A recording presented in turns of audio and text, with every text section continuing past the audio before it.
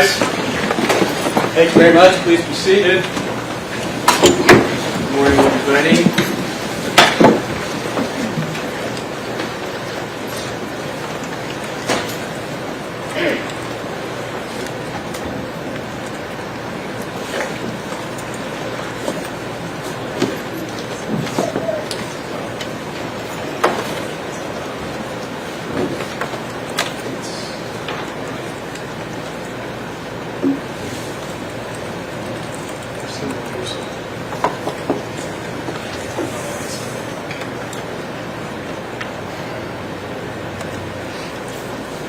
We have some people on Zoom here too, so we'll get a high. Okay, let's get on the record, please. Thank you. Okay, we are now on the record in State of Idaho versus Brian C. Kohberger, CR 29222803. Mr. Kohberger is in the courtroom along with his attorney, Ms. Taylor. I believe also part of the team is Jay Logston and Elisa Massa, who is participating by Zoom, I believe. The state is represented by Mr. Thompson, Lake Tahoe County Prosecutor's Office, or Prosecuting Attorney. Ms. Jennings is of that office too, Lake Tahoe County Prosecutor's Office.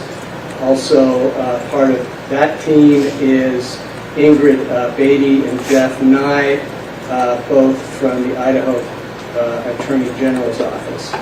I'm John Judge. If you don't know me, I'm the Lake Tahoe County District Judge, and I'll be presiding over this case. So, Mr. Kohberger, you've already heard a lot of what I'm going to tell you at your initial appearance, but I'll repeat it to you because it's important, and I want to remind you of these issues. So I'll briefly cover your rights, the charges against you, and the maximum penalties if you are found guilty or if you plead guilty. So I'm going to start with the rights. You have a constitutional right to have an attorney represent you throughout these proceedings. If you cannot afford to hire a lawyer, then one is appointed at public expense. Ms. Taylor and her team have already been appointed, so that's taken care of. You have a right to a speedy and public jury trial where the state would be required to prove every element of each charge against you beyond a reasonable doubt. At that trial, you would have the right to cross-examine the witnesses called against you. That means to see, hear, and question them, to call witnesses to testify for you, and if you choose to testify in your own defense. But you're not required to testify because you also have a right of silence. That right is protected under the Idaho and federal constitutions, so you can remain silent throughout these court proceedings, and that can't be held against you in any way. What you do need to remember, though, is that anything you do say, other than to your lawyers, could be used against you in a later court proceeding. Do you understand that? Yes, I do. Okay, thank you. You also have a right to appeal any final decision of the court.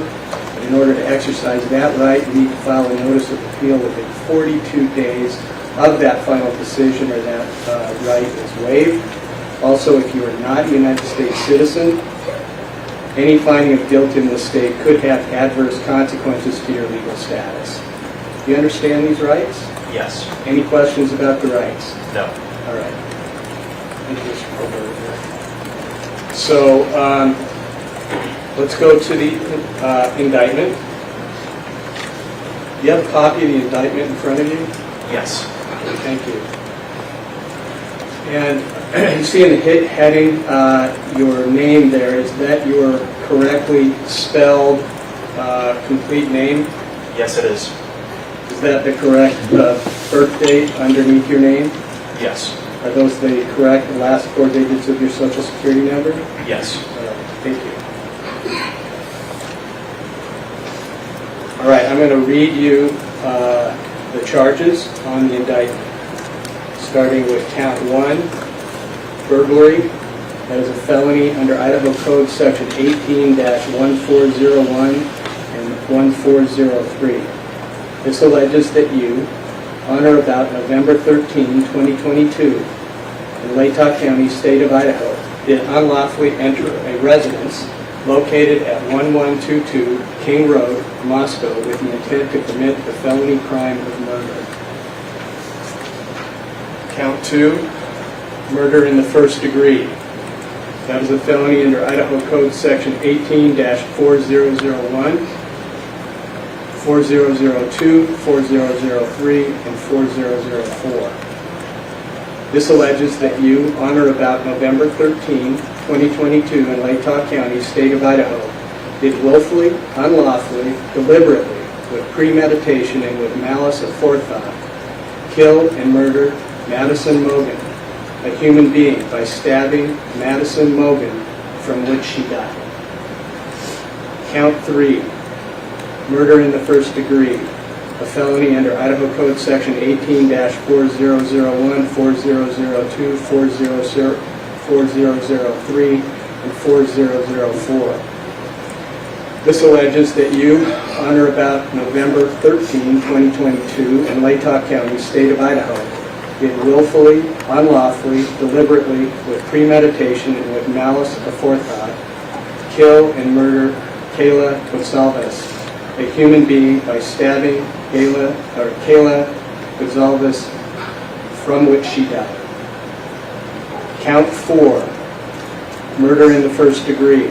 That's a felony under Idaho Code Section 18-4001, 4002, 4003, and 4004. Alleging that you, on or about November 13, 2022, in Latah County, state of Idaho, did willfully, unlawfully, deliberately, with premeditation and with malice aforethought, kill and murder Zaina Kernodle. Excuse me. This is hard. I'm sorry.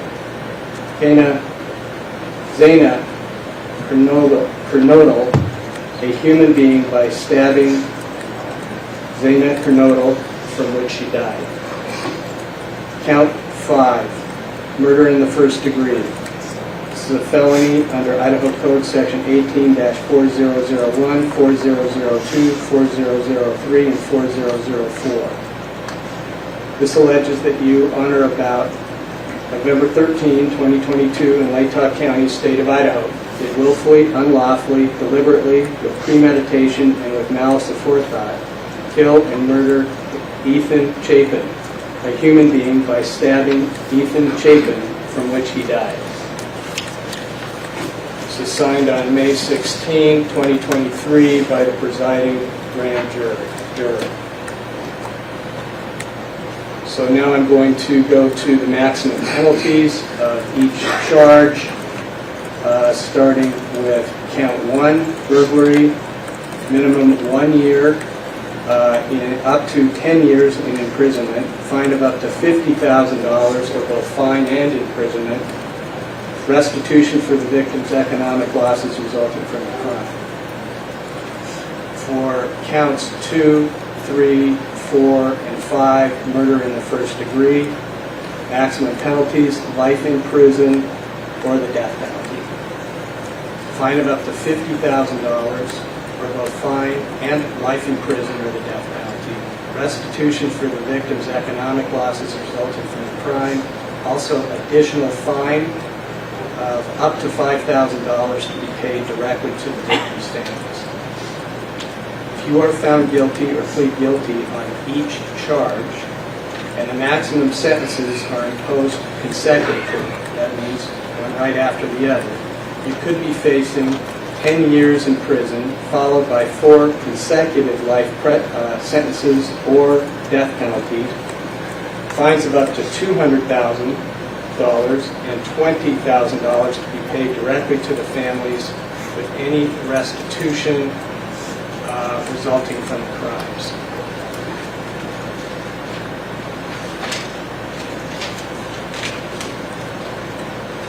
Okay.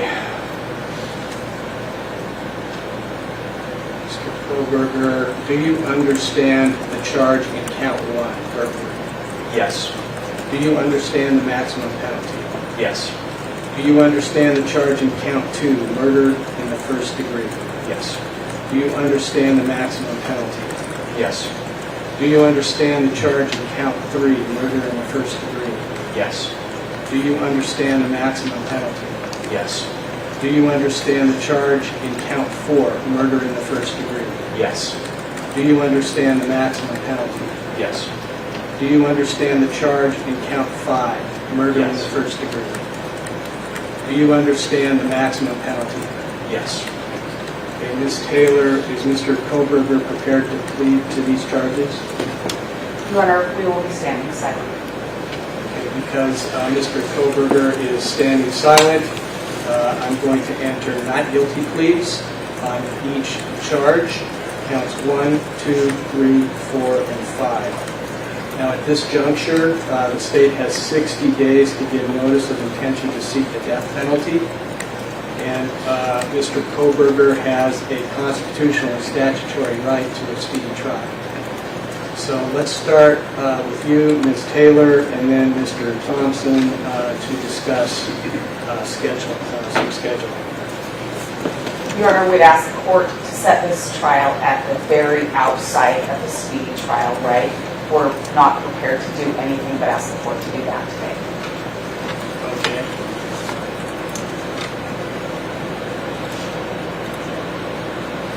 I counted out when that will be. November. I have not counted it out, Your Honor, but I believe that would be about November 22nd is when the state will run. Maybe November 20th, something around there. So I'd ask the court to set it for an October trial date. How long do you think it'll take to try the case? My best guess is it would take at least 4 weeks, maybe 6.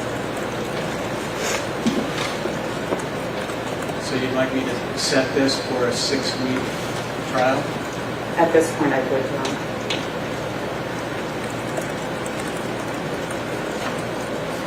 Well, and in order to do so, I will have to get rid of some of the other jury trials I have, but this is more critical and more important.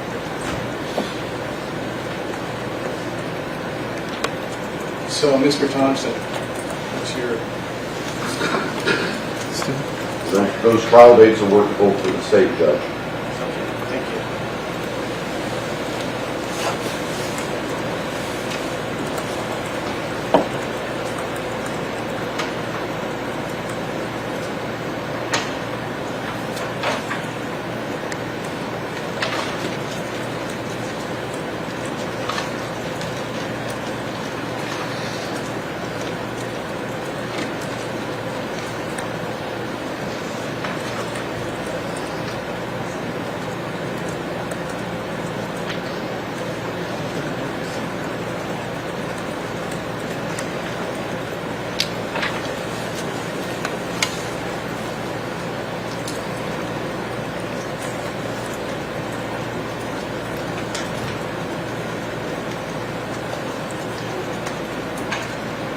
About October 2nd, starting. Yes, sir. That work? Okay, for 6 weeks. Yes, sir. Anything else we need to address today, Ms. Taylor? Not with regard to the trial setting, no. Anything else? No. Okay, thank you. Thompson? Nothing to say at this time, Your Honor.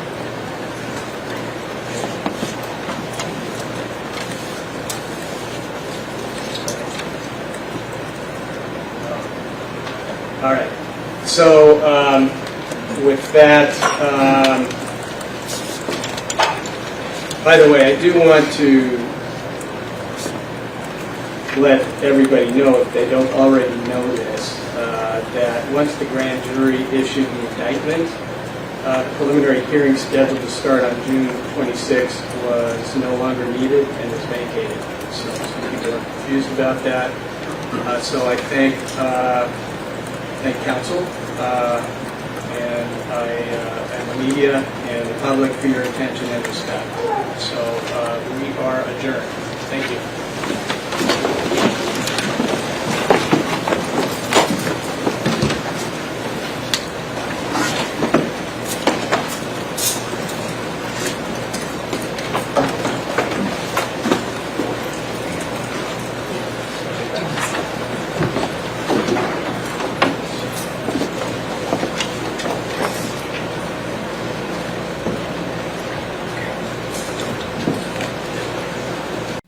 I can't rule, I can tell them apart a little bit. I think it's the one that has a little rounder face. And she's doing something. So I'm just going to follow her a minute and I'll tell you. They're just showing me her, but we're walking somewhere. We're in the main street area of that little town. I'm seeing a guy talking to her, and he's quite a bit taller.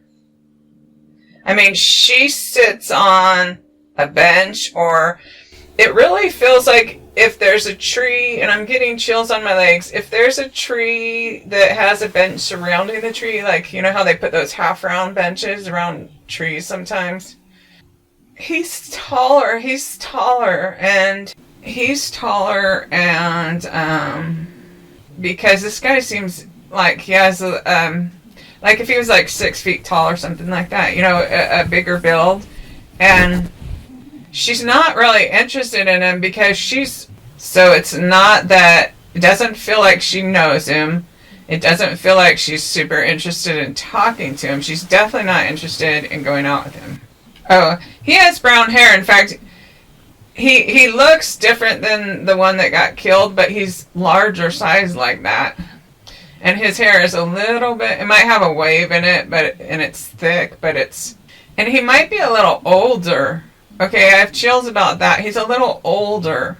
So she doesn't totally believe, she's like wondering if he really even goes to college or not or something.